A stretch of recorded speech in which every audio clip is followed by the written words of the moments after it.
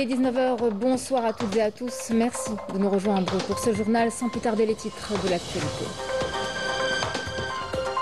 Le Premier ministre s'est rendu à l'hôpital Salim Zemirli à Alger pour s'enquérir de l'état des blessés et du drame routier d'Al-Harrach, transmettant solidarité et soutien du président de la République. Le ministre de l'Intérieur a quant à lui présenté ses condoléances aux familles endeuillées en application des instructions du président de la République.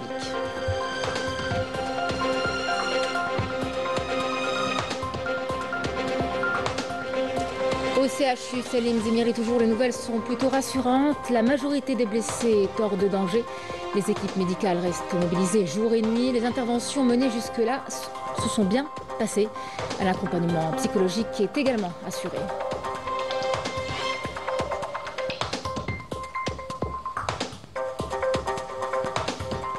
Nous reviendrons par la suite sur les mesures à l'étude pour éviter d'éventuels accidents de la route impliquant des bus. Les autorités misent aussi sur la sensibilisation des conducteurs et passagers. Un reportage est à suivre.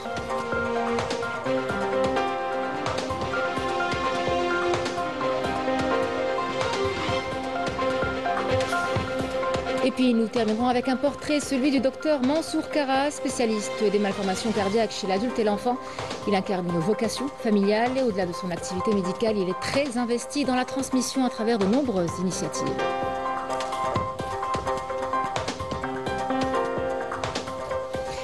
Mesdames, Messieurs, bienvenue à vous. Lors d'une visite à l'hôpital Salim Zemirli à Alger, le Premier ministre Nadel Arbaoui a transmis la solidarité du président de la République Abdelmadjid Tebboune aux blessés et à leurs familles et souligné l'intérêt particulier qu'accorde le chef de l'État aux conditions de leur prise en charge, les assurant de la mobilisation de tous les moyens dont dispose l'État pour leur assurer une prise en charge optimale. Le Premier ministre a exprimé à l'occasion ses remerciements et sa considération aux staffs médicaux et paramédicaux chargés du suivi des patients blessés.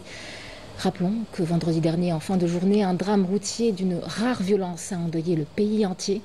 Un autobus de transport de passagers a quitté la chaussée avant de basculer d'un pont et de s'écraser dans l'Oued El-Harrach, avec un bilan glaçant qui fait état de 18 morts et 24 blessés. Et en application des instructions du président de la République, le ministre de l'Intérieur, des collectivités locales et de l'aménagement du territoire, Brahim Erad, s'est rendu ce matin auprès des familles endeuillées suite à cet accident.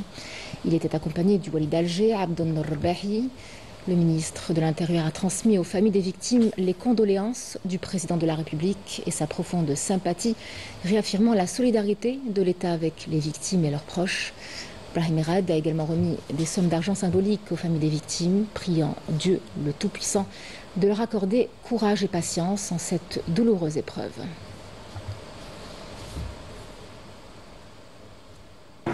لا يسعوا الا ان يترحم عليهم راهم مات غريق مات شهيد امين اللهم اغفر لنا ولهم وجميع المسلمين جميع امين يا رب العالمين هذا هو احنا كنهضروا هنا بامر من رئيس الجمهوريه لتجديد التعازي خالصه وما كنتش نتوقع بصح الحمد لله اللي السلطات تاع بلادنا حكومه وشعبا والله السيد رئيس الجمهوريه حتى هو متاثر جدا التاثر وعلى هذه ابى الا ان يرسلني لك وزير الداخليه السيد والي ولايه الجزائر العاصمه والحكومه كلها كما شفتوا البارح في المقبره مواساة لكم ونعيشوا الشيء اللي راكم تعيشوا رانا حاسين بالشيء اللي راكم حاسين راكم مؤمنين.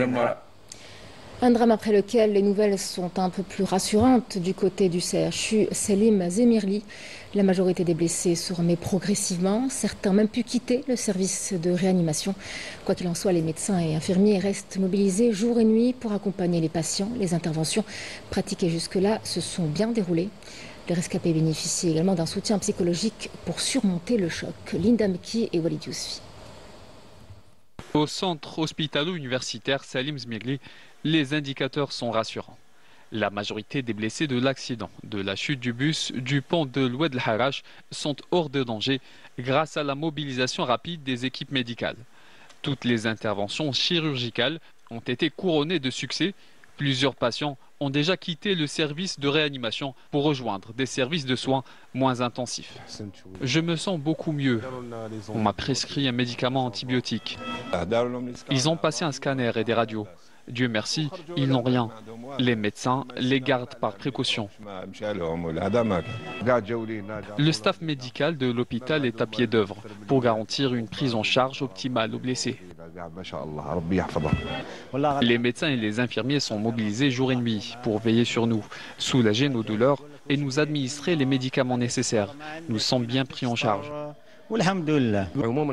La plupart des blessés sont arrivés avec des traumatismes au niveau de la cage thoracique qui ont nécessité des interventions chirurgicales urgentes, toutes couronnées de succès.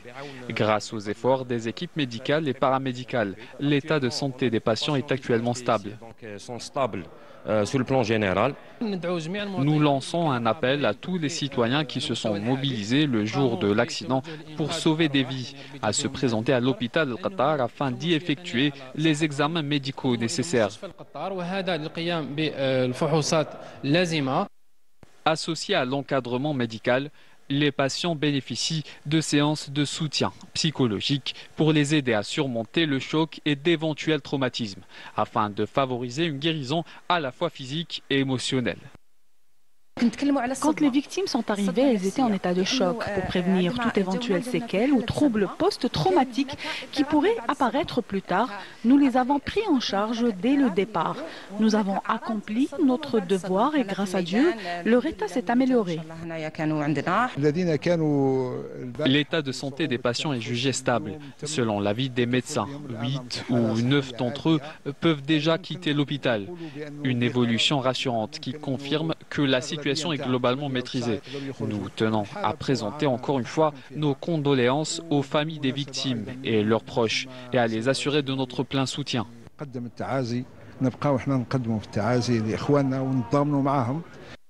Entre douleur et espoir, les rescapés poursuivent leur chemin vers la guérison, une lueur qui vient adoucir l'épreuve et rappeler la force de la solidarité en temps de crise.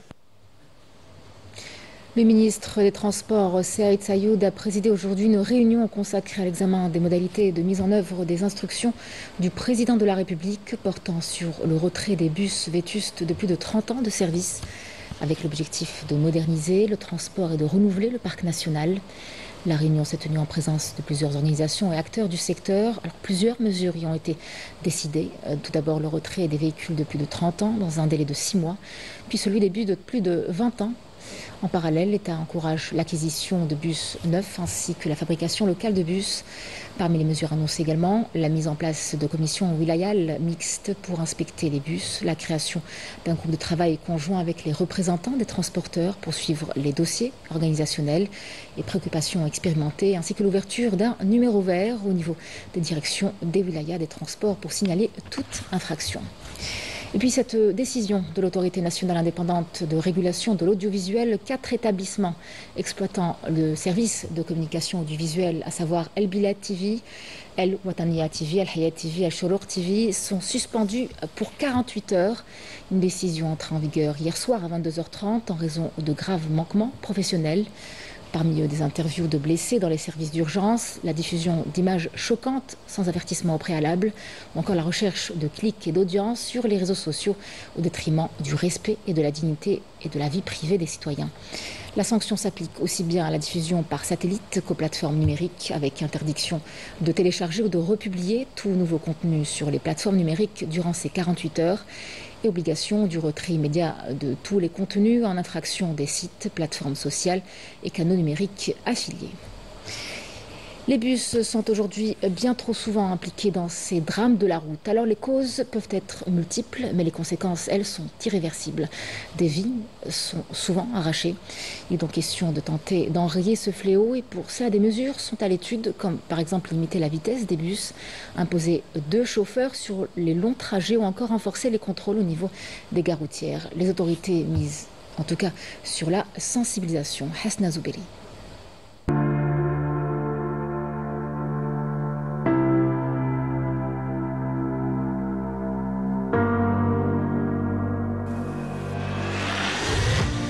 Ces dernières années, les accidents de la route impliquant des bus de transport de voyageurs ne cessent de se multiplier, provoquant des drames sur les routes algériennes. Le gouvernement a promis de durcir le code de la route et d'introduire des mesures pour encadrer sévèrement la conduite des bus, surtout ceux qui effectuent les grandes lignes et qui roulent de nuit. Les accidents de bus varient, allant des dérapages et renversements aux collisions avec d'autres véhicules. Les causes de ces accidents sont diverses, mais incluent souvent des facteurs tels que l'excès de vitesse, le manque de vigilance ou la dégradation de la chaussée. دي فوا من الطريق دي فوا قادر دي فوا الشوفير كيما نقولوا مسافات طويله يكون عيان قادر كاين لي بريسيون دي فوا تاع لي فواياجور.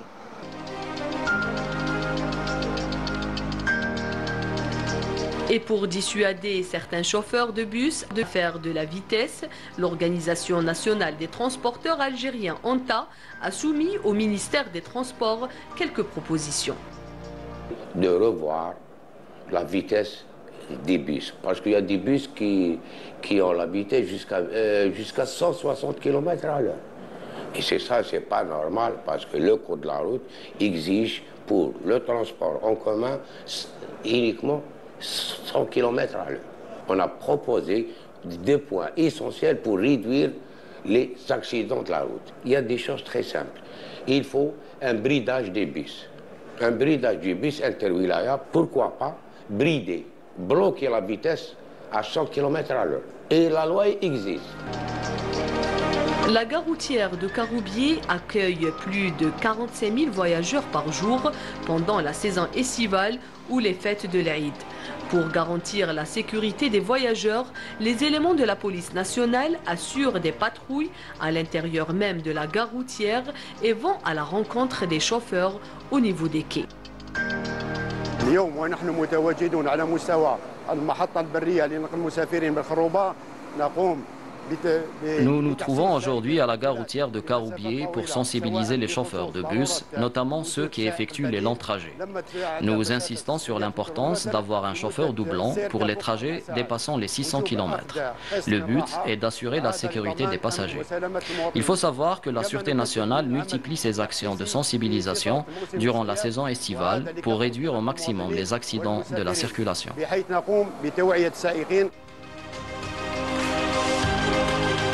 La hausse du nombre d'accidents causés par les transports en commun est attribuée à plusieurs facteurs, dont la fatigue des conducteurs ainsi qu'au manque d'entretien des véhicules.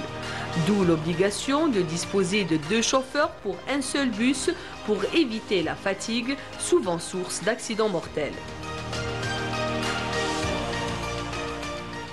Justement, le réseau routier national est en train de faire peau neuve avec le projet du tunnel de Kharrata qui est en pleine réhabilitation. C'est le plus long tunnel routier du pays. Il voit passer chaque jour des dizaines de milliers de véhicules, dont un tiers de poids lourds. Un axe vital mais aussi fragile qu'on modernise aujourd'hui avec des équipements de sécurité de dernière génération. Il s'agit là de sécuriser la zone, fluidifier la circulation et d'offrir aux usagers des conditions à la hauteur d'un projet stratégique pour toute la région. Azouz Houari ainsi que Walid Yousfi. Une intervention technique de haute précision est menée entre ces pentes rocheuses abruptes de Kharrata afin de rendre cet axe routier plus sûr et plus fluide. Des équipes ont été déployées sur 2 zones, l'une pour l'installation de clôtures de protection, l'autre pour la mise en place d'écrans par bloc. Au niveau du premier tunnel, les travaux de modernisation engagés visent à porter l'infrastructure aux standards internationaux les plus élevés. Système électromécanique complet, sécurité renforcée et efficacité accrue. En tant qu'ingénieurs, nous veillons à réaliser ce projet selon les normes internationales pour garantir la sécurité du trafic. Chaque tunnel de Kharrata a été équipé d'une salle de contrôle dotée de caméras et de systèmes de protection contre les incendies, intégrant les technologies les plus modernes. Parmi elles figure le système SCADA. Cet axe est d'une importance économique majeure. Plus de 35 000 véhicules y transitent chaque jour, dont 35% sont des poids lourds, reliant le port de Béjaïa à la wilaya de Sétif et ensuite au sud du pays. Le tunnel dans lequel nous nous trouvons actuellement sera équipé de technologies de pointe au même niveau que les infrastructures routières les plus modernes dans le monde. Nous avons inspecté aujourd'hui le projet de réhabilitation des tunnels de Kharrata. Comme vous pouvez le constater, une grande dynamique anime ce projet vital et stratégique. L'objectif est de doter ces tunnels de dispositifs de sécurité conformes aux standards internationaux pour garantir la sécurité des usagers de la route nationale 9. Ce vaste chantier incarne un enjeu stratégique majeur. Fluidifier les échanges entre la région côtière de Béjaïa et l'intérieur du pays, améliorer la sécurité routière dans une zone à risque géologique et soutenir le développement économique local. Un projet structurant essentiel à la cohésion territoriale et à la résilience du réseau de transport national. Et puis il y a aussi la circulation des voyageurs à fluidifier. L'exemple ce soir au poste frontalier d'Oumteboul entre l'Algérie et la Tunisie. C'est l'un des points de passage les plus fréquentés avec des milliers de voyageurs chaque jour, surtout en cette période de l'année. Et malgré cette affluence, il faut dire que tout se fait désormais dans de bonnes conditions. Sur place en tout cas, la police aux frontières est mobilisée, épaulée par des équipements modernes de surveillance et de contrôle. De quoi donner un vrai coup de pouce au tourisme entre les deux pays. Nous sommes ici au niveau du poste frontalier d'Oumteboul. Ce poste enregistre chaque jour le passage de milliers de voyageurs. Moderne et parfaitement équipé, il facilite à la fois les départs et les arrivées entre l'Algérie et la Tunisie, offrant aux vacanciers un passage rapide et sécurisé. Tout s'est bien passé pour nous. Je ne m'attendais pas à une telle rapidité. Je suis venu de Tiaret. Nous avons récupéré nos allocations de voyage rapidement. Ce poste enregistre une grande affluence, mais malgré tout cela, le passage des voyageurs se fait dans de bonnes conditions. La police aux frontières veille au grain. Dieu merci, tout s'est bien déroulé. Je suis accompagnée de 2 personnes âgées. On m'a facilité l'accès. Sur place, les policiers frontaliers veillent à maintenir l'ordre et faciliter le passage de chaque voyageur dans les meilleures conditions. Des mesures strictes de contrôle, de surveillance et d'assistance ont été mises en place pour garantir une traversée fluide et sécurisée. Les facilitations des passages frontaliers reposent sur la mobilisation optimale des agents de la police aux frontières, soutenus par un personnel qualifié afin d'assurer un traitement rapide et efficace des formalités. Des équipements modernes ont été mis en place, notamment le système de contrôle et de surveillance frontalier, afin d'accélérer la procédure dans le respect des lois en vigueur. De quoi raccourcir les délais de traitement des documents de voyage, aussi bien pour les passagers que pour les véhicules. Une démarche qui devrait renforcer davantage la dynamique touristique entre l'Algérie et la Tunisie. L'actualité, c'est aussi ce chiffre effarant. 1 million de femmes et de filles sont aujourd'hui menacées par la famine, la violence et les abus à Gaza. C'est l'alerte lancée par l'UNRWA qui décrit une situation critique. Pour survivre, certaines doivent s'aventurer à la recherche de nourriture ou d'eau, au risque d'être prises pour cible. L'agence de l'ONU appelle une nouvelle fois à la levée du blocus et à l'acheminement massif des aides humanitaires dans l'enclave. Dans le même temps, les autorités sanitaires de Gaza signalent d'autres victimes qui s'ajoutent à un bilan déjà très lourd. 7 Palestiniens ont perdu la vie ces dernières 24 heures, dont 2 enfants liés eux aussi à la famine et à la malnutrition.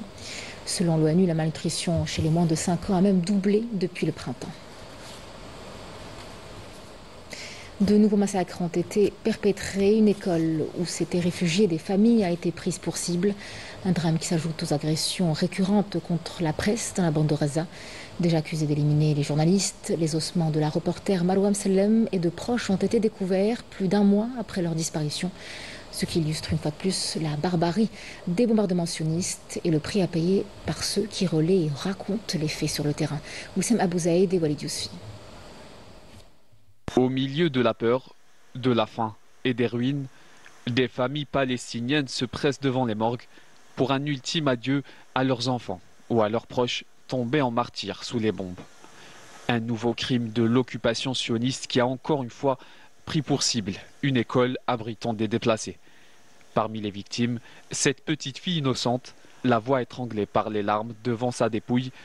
Son père se demande: quel crime a-t-elle commis pour mériter ce sort tragique?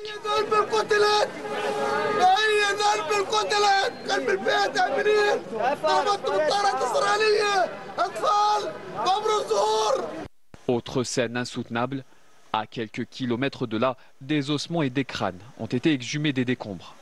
Selon les autorités locales, ils appartenaient à la journaliste Marwa Msellem et à des membres de sa famille, tués il y a plus d'1 mois et demi, sous les frappes de l'entité sioniste, dans le quartier El Toufah. Ce qui est arrivé à Marwa Msellem n'est ni un accident, ni une bavure. C'est une exécution, un crime israélien contre l'humanité, contre la liberté de la presse, pour étouffer la vérité.